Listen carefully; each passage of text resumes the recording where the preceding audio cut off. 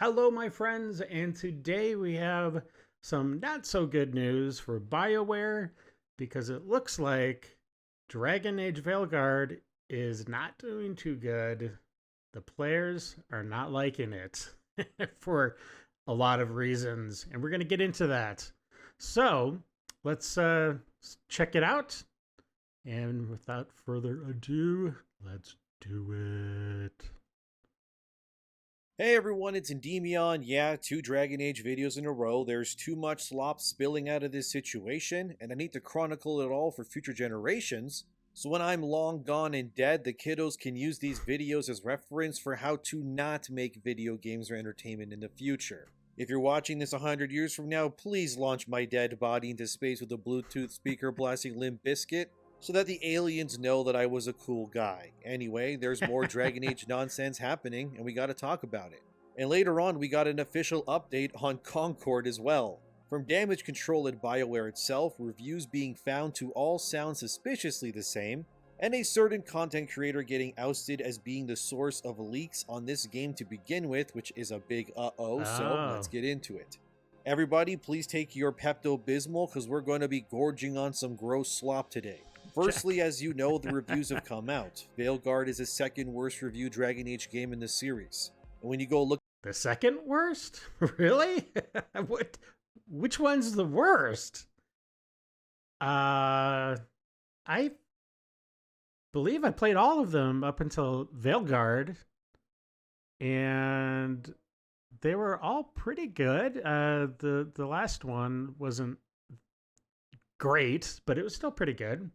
Look up things like IGN's review, that like to dislike ratio is legendary, Wow. man. Oh, just look at that. Woof. Yikes. This entire situation has caused Bioware to get absolutely roasted by the entire internet, and videos are popping up all over. Man, it's so sad because Bioware was like the cream of the crop. You know what I mean? They were so good. Everything they put out was just gold. Several years ago. And man, that is just so sad to see how they've been infected by the wokeness and the DEI crap. And yeah, the outcome is certain when you go along the dark side of DEI. You can't succeed. Ah, man, it bums me out. Showcasing how this game is truly just made for the modern gaming audience. The modern gaming audience. Oh, hey, I really don't like that phrase. It just gets under my skin, but it's a great way to describe it. As that one dev when Indiana Jones came out, every time I say modern gaming audience, I see that person in my head. God, I hate that term. And I mean, Bioware can't do much when there's visual evidence that the things they're doing are indeed... And like, seriously, how many people like that dude that he just showed? How many people actually play the games? Not too many. happening. Some reviews said the game has smart game design. Okay, well, do you guys want to see what a puzzle looks like in Veilguard? Here, watch this. This is great. Oh, man.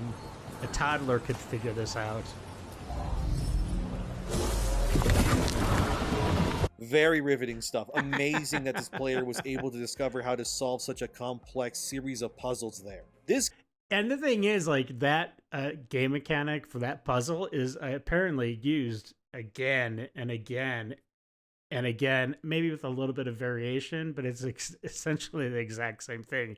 You just grab something from here and put it over here.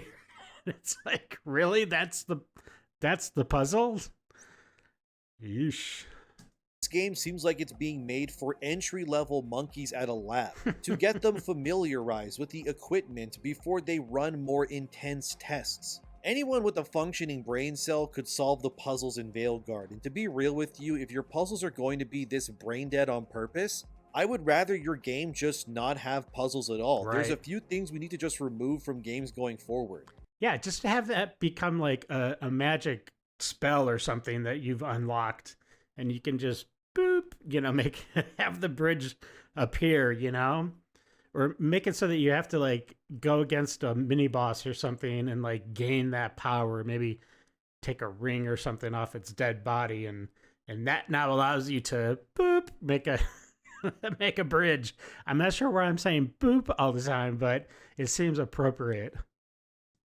Puzzles like the one you were just shown, that's a fine example, and we need characters to just shut their mouths when it comes to explaining things before we even get a chance to think about how to progress further. Yeah, I'm looking at you, Aloy from Horizon or Atreus from God of War. Those games treat you like you have negative IQ, but if you couldn't tell, I'm not happy about this game at all. I recently did a stream on my channel with Cabrutus Rambo, Verbal Riot, Grums, and Dash, and to say that I was losing my mind, that's an understatement. Everything about this game that I have witnessed would make the younger me, who experienced Origins for the first time, projectile vomit blood in response.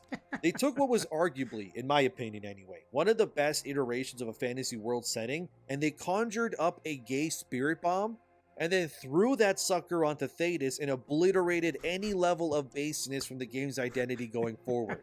Like, look at this clip from... I love the way Endymion describes things.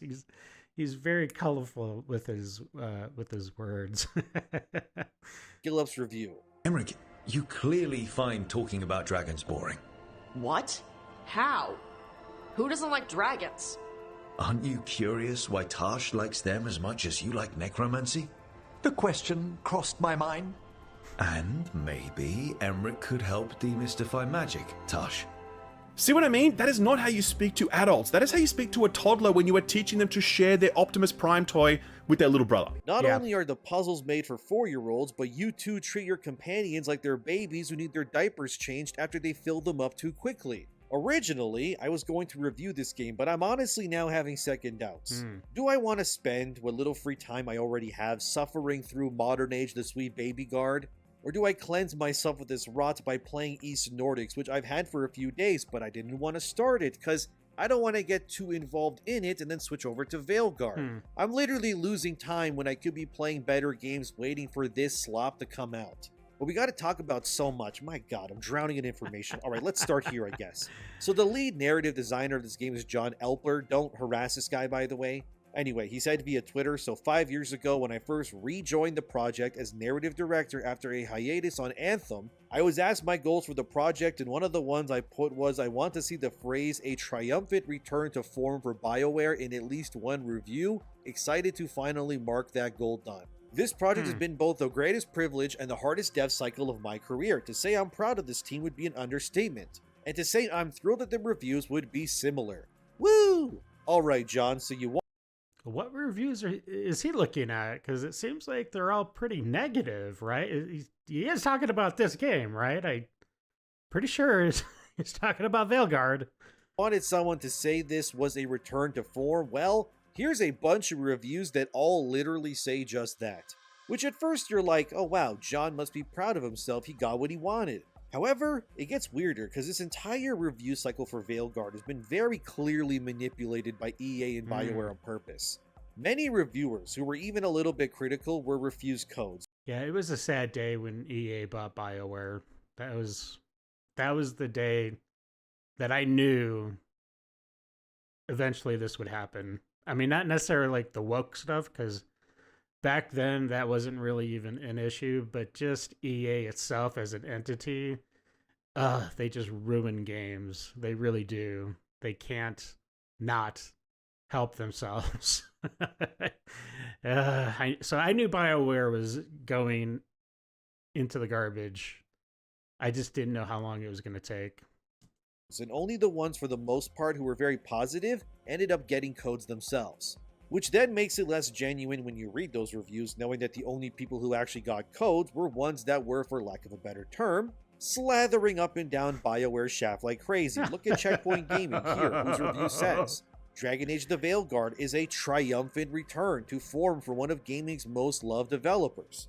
Okay, 100? So now here's PlayStation Universe, which says, Dragon Age the Veilguard is a must-have RPG this holiday season. There is so much that Veilguard brings to the table that it's hard to find something to dislike. Veilguard is a complete package. that gives you everything you could ever wish for in an action RPG and is without a doubt a return to form for Bioware. So they all got their talking points and they're all using similar language, and that tells you right there it's bogus. They either got paid or whatever. These are not genuine, real reviews. IGN Portugal said Dragon Age the Veilguard is a return to form for Bioware. Assuming itself to be more of an action game, some RPG elements have been pushed into the background as a result. If some RPG elements that it's known for have been removed, then it's not a return to form, you dummies. Then you have another review. Dragon Age the Veilguard is a, oh my god, triumphant return to form for Bioware. This is a top-class action RPG. Man, it's like they're not even trying, you know? Somebody at the top said, it's a return to form, and it's even triumphant, so run with it. And like everybody just started putting that exact same. It's just like in the news. You know, they pick up on some phrase or something, and then every single network says the exact same thing, and all the pundits say the exact same phrase or word or whatever they're trying to push onto the American public. Oh my gosh, this is ridiculous. RPG, okay, that lives up to the Dragon Age name. Well, it's laying to rest the ghosts of Mass Effect Andromeda and Anthem. Well, that's a lie, isn't it? Almost anyone who's reviewed this game and not laying to rest, it's adding to it. They need a bigger grave. Not been drinking on the sauce has said that the combat is shallower than a kiddie's pool. But then you got reviews like this one from Digital Trends, which says Dragon Age the Veilguard is a return to form for this once lauded RPG studio that should satiate Dragon Age fans quite well after a decade-long wait. How the hell is this a return to form if you gave the game a 70? That doesn't sound like a return to form to me. But isn't it weird that every single review I just read you all sounded exactly the same? Almost as if these reviews were only given to yes men, women, and they themers on purpose to ensure the right narrative was formed? None of this feels genuine. This game's review cycle feels about as natural as Madonna's face right now. And look at that thing. My god, she looks like long legs. But this game will beat the bigot out of you like a redheaded stepchild. I mean, in other games, when you make choices, you may get prompts that say, so-and-so will remember that in the future. But not in Dragon Age. In Veilguard, you get nice prompts to say stuff like, you've chosen to encourage Tosh by focusing on the benefits of a multicultural background. How does it feel to have lived long enough to see all of your favorite franchises go down in flames? Feels great. Who is this game made for? The Qunari are literally the most battle-hardened and downright xenophobic race out of the 4 playable races you can play in these games. Qunari would not be acting like this at all. These dudes literally tried to burn Kirkwall down because they hated all of the other races. And they wanted to exterminate the mages specifically because of the threat that they pose to the world. And honestly, when you think about it, what happens in Inquisition and Veilguard, technically speaking, I mean, the Qunari were kind of right. The mages are literally the reason why the world is being torn apart not once, but twice in a row like this. Tosh is like the liberal arts major girl who refers to herself not as an American, but instead unironically will call herself things like a white settler on indigenous land to be more culturally aware of herself. Come on, who speaks like that, really? In real life? Nobody. Oh, come on. You do not identify yourself as that. If you're an American, you're an American. And dang it, you should be proud of that. But in the process, she'll just look weird to everyone else around her. And before you say I'm making terms like that up, my dear viewer, I'm not actually. Go look at Baby Ghost, another consulting firm, and see what the creators of that sweet baby adjacent company call themselves in their own bios. People who refer to themselves like Eileen Holoka here as they, she is a queer and disabled white settler living on Treaty 1 territory in Winnipeg. And the other co-founder refers to themselves as she is a queer white settler, community arts advocate, and organizer software developer. Come on, that cannot be real. So I'm a him. I don't even know. I don't even know what the pronouns would be for me. But so I'm not an American. I'm a white settler. No, I'm not, because I didn't settle anything. That was done a couple 100 years ago, 300 years ago. These people are ridiculous. These are the kinds of people games like Veilguard are made for. People who absolutely can no longer distinguish reality from fiction anymore. Everything must interweave and become one, like the material world and that of the Fade. It's so tiring and it's awful, man, but there's still so much to go over. Things have gotten so bad that even the next Mass Effect game is being pulled into the singularity that is Veilguard. After the scathing hot... That's heartbreaking. And how could it not? How could the next Mass Effect not be infected with this garbage? Of course it is. That's sad. Mass Effect is one of my favorite games. I played Mass Effect 1 and 2, and they were just epic. They were beautiful. Good memories from those two games. Takes thrown at Bioware over this misfire. Michael Gamble, the director of Mass Effect 4, or I guess 5, if you want to accept that Andromeda exists, said this response to Veilguard's reviews. I never played Andromeda. I just didn't want to. It was garbage. So, why go through it? Being associated with Bioware. Lots of people asking me about Mass Effect now that Veilguard reviews are out. Both are from the studio, but Mass Effect is Mass Effect. How you bring a sci-fi RPG to life is different than other genres or IP, and has to have different kinds of love. Regarding tone question, Mass Effect will maintain the mature tone of the original trilogy. That is all I'm going to say for now. Look, Gamble would not be saying these things if the situation wasn't as dire as it is. You know how bad things gotta be that you have to go out of your way to distance yourself from another game that was made within the same studio that you are in currently. This is insane, dude, but it proves how poorly these ideological pushes are being embraced by the common player base out there. Nobody wants this anymore, absolutely nobody, and yet they continue to give us this slop over and over because they're convinced that eventually over time people will be worn down and just accept it. But it's the opposite, actually. If anything, people are far more emboldened and angry than ever before. Exactly. You know how badly I would have loved to have a based, dark fantasy Dragon Age game to go through right now? Dude, I would want nothing more right now. Instead, I got Dragon Age if it was made by the Canadian government or something. Like, look at this character, bro. What the hell is even that? Gamble had to respond to more comments where one user said, Mass Effect has always had its fair share of humor and silliness. To which Gamble would reply, serious characters put in some humorous situations. And I agree with Gamble here. This is the way to go about making characters like this. We don't love Garrus because he's goofy 200% of the time. But seeing someone who's battle-hardened and badass be put in a funny situation, it is cool to see. But when every situation is like that, such as in Veilguard's case, which... Yeah, you need the juxtaposition, right? You can't be serious 100% and you can't be funny and act stupid 100%. Neither one of those scenarios will work. That is not in the formula to make a successful game. Skill Up says there's never a serious moment in his 50 hours of gameplay. It just becomes overloaded cringe. But then one user... Yeah, I watched Skill Up, I think it is. I watched his video. And yeah, he said he played 50 hours. And then he said that around the 40-hour mark. And after talking to some other content creators, he put the gameplay, I guess, at the easiest level, which he said he never does. Maybe another, I don't know, 1 or 2 times in his history of playing games. But he said he had to put down the skill level, not because it was too hard. He said it was just so boring and repetitive. And when you put the level at the easiest, he said the enemies would just die faster. And you could just get through whatever fight you're doing much quicker. And so that's kind of crazy that you'd have to do that. And he said that, it was just, he kind of regrets, I think he said, the 50 hours that he put in.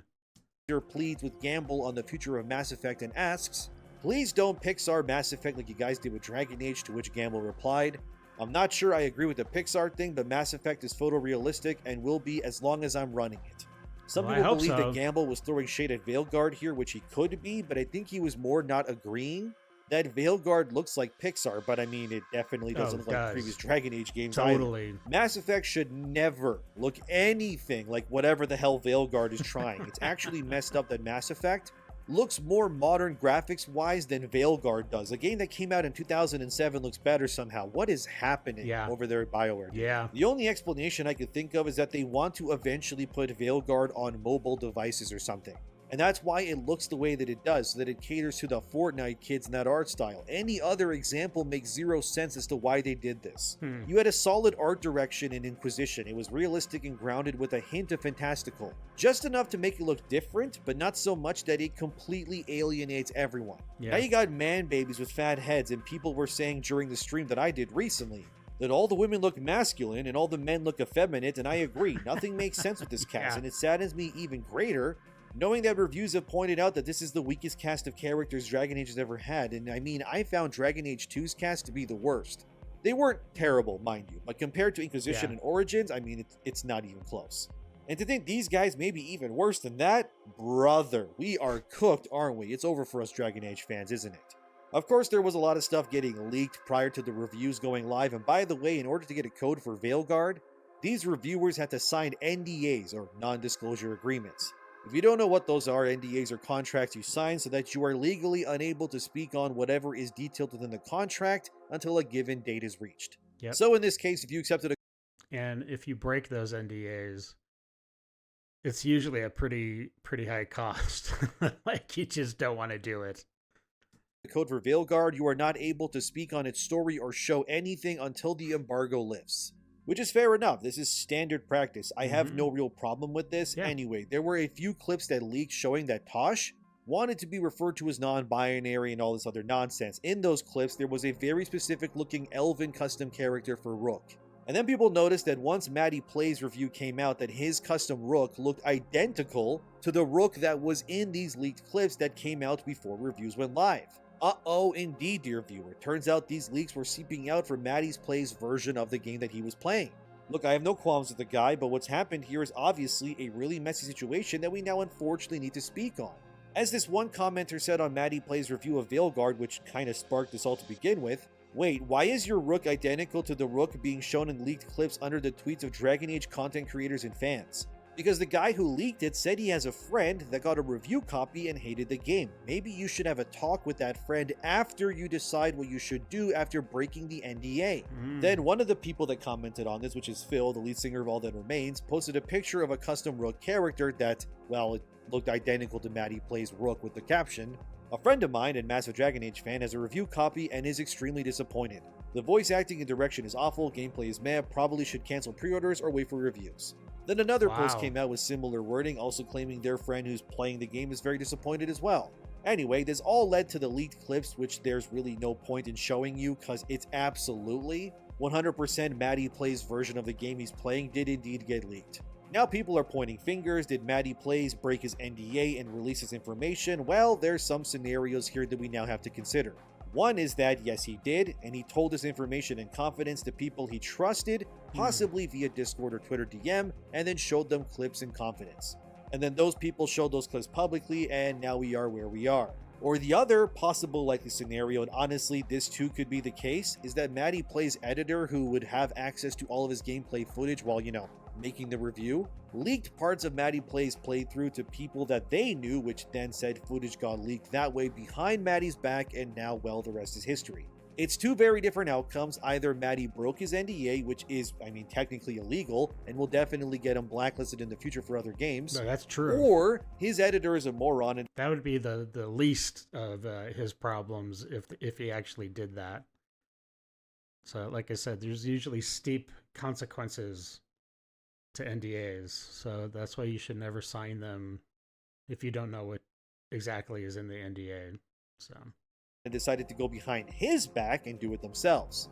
Which, if that's true, then Maddie didn't actually break his NDA, and in fact his editor is, well, awful. And that editor will likely get fired for doing what they did. Regardless, it's just a very messy situation. However, Maddie Plays did respond to all of this via Twitter, so let me read you what he said. It's very long, so he said, and I quote, "I think it goes without saying, but today has been an extremely hard day. I really appreciate your patience as I look into things. First off, I would like to apologize to everyone at Bioware and EA. I have already reached out to them to let them know the truth. We already have plans to sit down and have a conversation about it. That is my gameplay. It was never my intention for clips of Dragon Age To get released ahead of the embargo lifting, I had shared these 2 clips of the game with an editor of mine. It is my understanding that these clips were then taken, shared again, and went down the chain to someone far removed from both of us, Oh, wow. who then posted them claiming to be associated with me, so yes, the clips are mine. If BioWare, EA, or any other game company chooses to not work with me over this, then I fully understand and accept that. If you, the viewers of my content, choose not to trust me because you deem me irresponsible with the privilege I was given as a game reviewer, I also fully understand and accept that. With that said, it's extremely important for me to firmly shut down one element of this narrative going around about me. Whoever shared these clips on X with the attached hateful comments and replies is not me. I have no clue who runs that account. They are most definitely not my friend, and they stand against everything I believe in.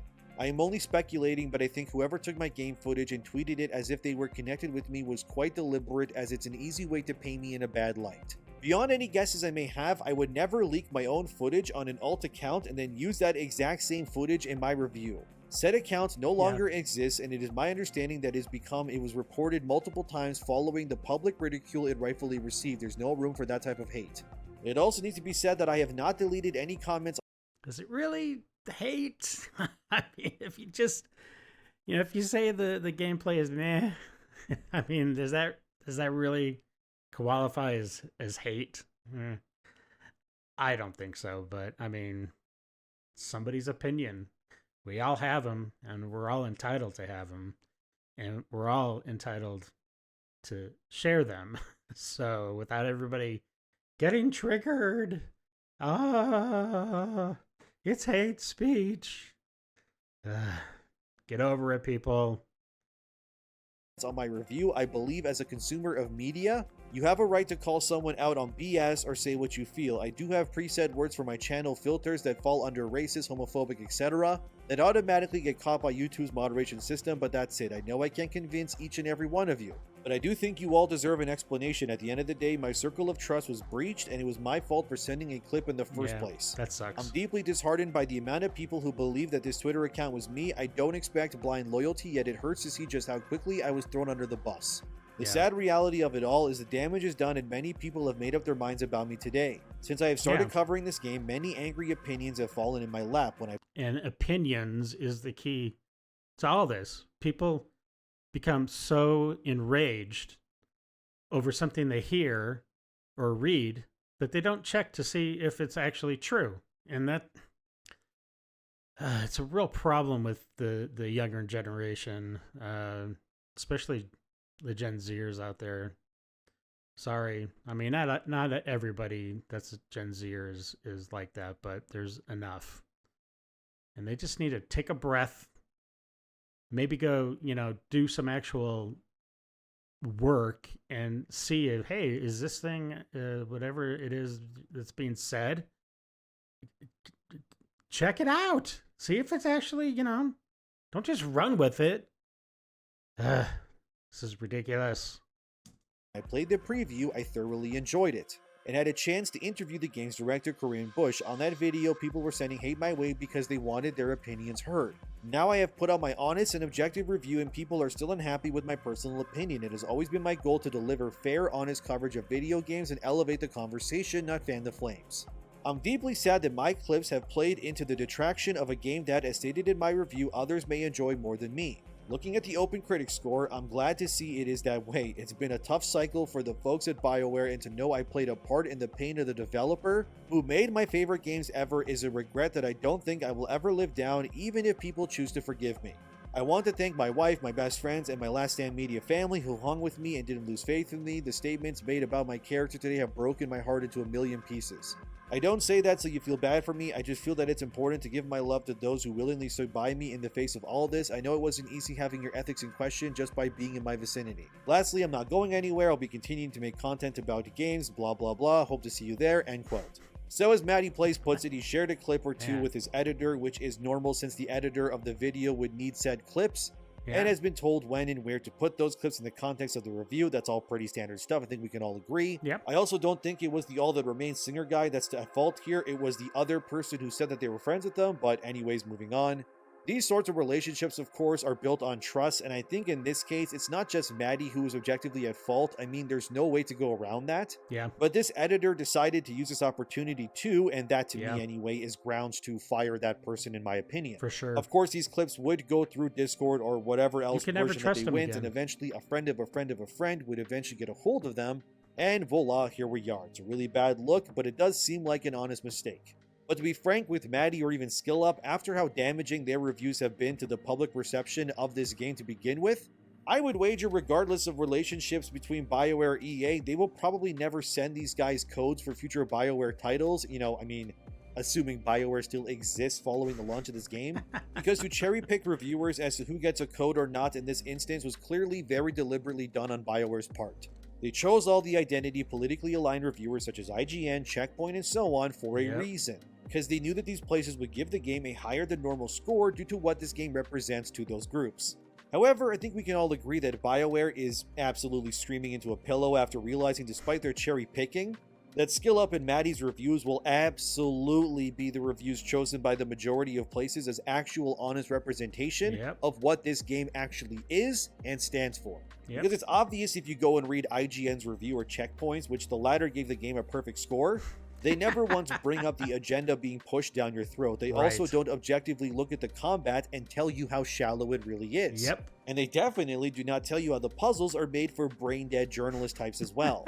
Those reviews will define Veilguard. Do I think the game will still find an audience? Sure, I guess. It's still at the end of the day a Dragon Age game despite the quality and such. But do I think that this game will sell anywhere near what Bioware or EA is hoping for? I don't think so, no. I would be genuinely surprised if this reaches even half of the sales of Inquisition, which, by the way, is still BioWare's best-selling game of all time. But as you can see, dear viewer, Veilguard is, as the kids say these days, cooked. Do kids still say that? I think they do. I don't know, man. I'm 32 years old. My knees crack when I stand up. Now let's finish this video with another update that needs to be chronicled so that it's never replicated. It's not going to get any better, my friend. Oh, boy. Again. Remember Concord, the DEI-infested game that was meant to be Sony PlayStation's big first-party release that was going to change the way we look at hero shooters? Well, according to Insider Gaming and pretty much the entire internet now, Concord is officially dead forever. Its pronouns are now was-were. But not only that, Firewalk Studios, a studio that made Concord, has officially closed down as well. It looks like Sony has decided there's no saving this and just pulled the plug, and they put 2 mercy shots into the back of Firewalk's skull instead. Here's what Herman Hulst, the head of PlayStation, had to say about this, and I quote, "Today I want to share some important updates from Sony Interactive Entertainment Studio Business Group. We consistently evaluate our games portfolio and status of our projects to ensure we are meeting near and long-term business priorities.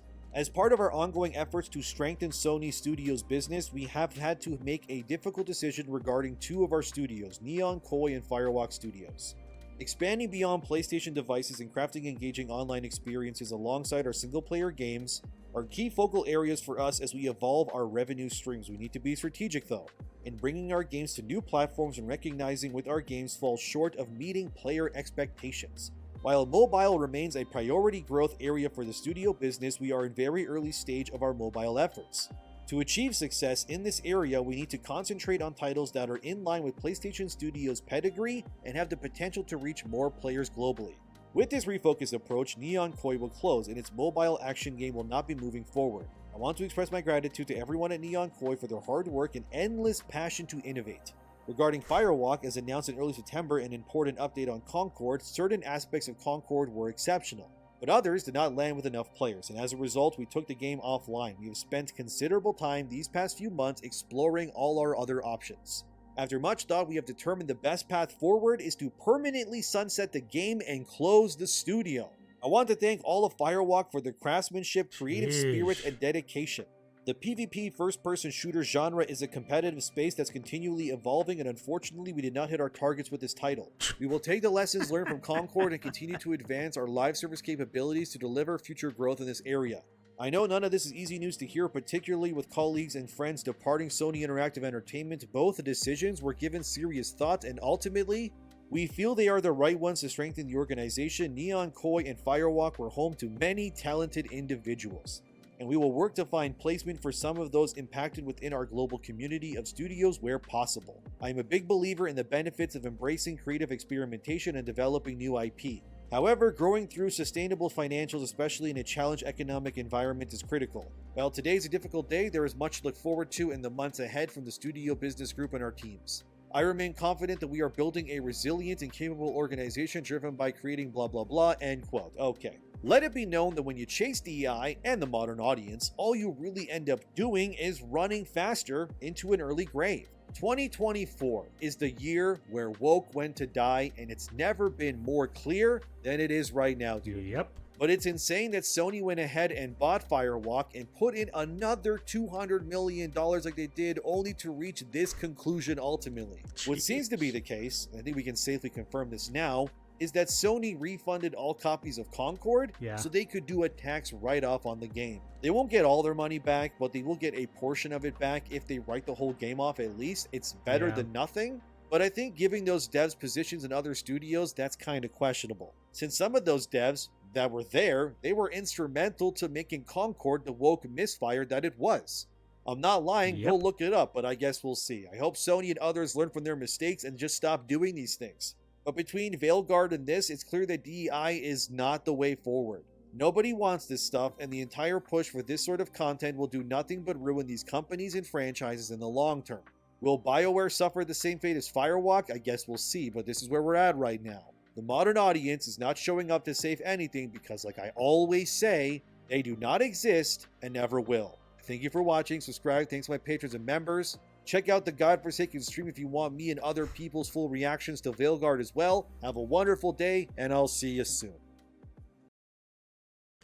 All right. Wow, that was very interesting and a lot of good information. And listen, if you like this reaction to this video and these kind of videos, please consider subscribing to the channel and liking, hitting that bell, slapping it around.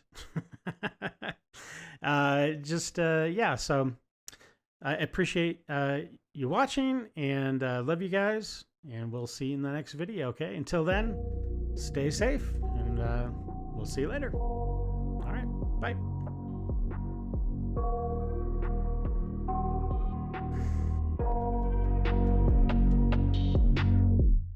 I got nightmares in my head, I fear that the thoughts build up until I can't hear.